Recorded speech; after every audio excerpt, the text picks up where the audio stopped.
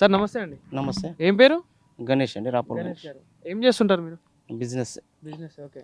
So area అంటారు దీన్ని, ఎక్కడ మీది? న్యూ వీటి కాలనీ, ఇక్కడ ఇది వీటి కాలనీ. ఇది వెంకటేశ్వర కాలనీ. ఆ. ఓకే. సో మరి ఎట్లా అనిపిస్తుంది, మరి ఇక్కడ ఎట్లా ఉంది నల్గొండలో పరిస్థితులు ఎట్లా ఉన్నాయి? ఎందుకంటే ఇప్పుడు కాంగ్రెస్ గవర్నమెంట్ వచ్చి 13 నెలలు పూర్తయింది, అంటే నడుస్తూ ఉంది 13వ నెల. సో మరి పాలన ఎట్లా అనిపిస్తుంది? మరి 6 గంటల పరిస్థితి ఏంది? ప్రజాపాలన దిశగా పోతుందా?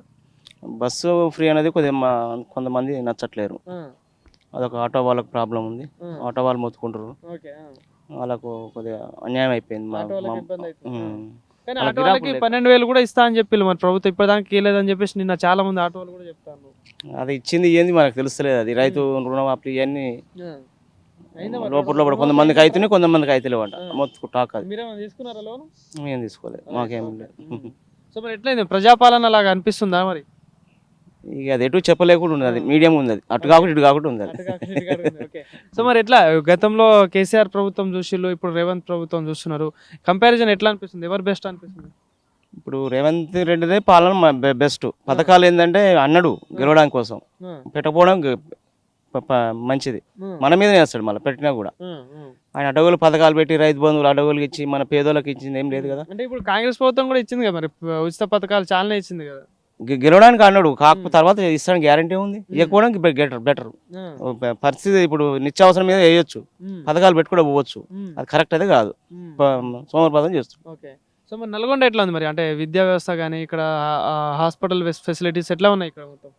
ఇక్కడ మనం గవర్నమెంట్ హాస్పిటల్ పోతలేరు, ఇప్పుడు అంతా ప్రైవేట్ అయ్యింది. అది మంచిగా ఉంటే ఎందుకు పోతారు? కోమటిరెడ్డి గారి పాలన ఎట్లా అనిపిస్తుంది ఇక్కడ? ఇక్కడ మనం ఎలా చెప్పలేము.